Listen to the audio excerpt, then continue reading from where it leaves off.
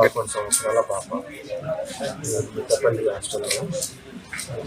ఏం జరిగిందో తెలియదు. మనం మీతో మీటింగ్ కాదు, మాకు ఫోన్ వచ్చింది 10:45 10:50 మాకు విషయం వచ్చింది.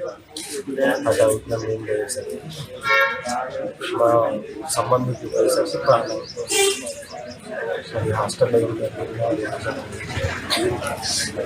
పాప పోస్ట్ మార్టం తర్వాత రిపోర్ట్ నెక్స్ట్. సార్ నా పేరు లత. నేను కేజీబీ సిద్దిపేట అర్బన్లో తెలుగు సిఆర్టీగా పనిచేస్తున్నాను సార్.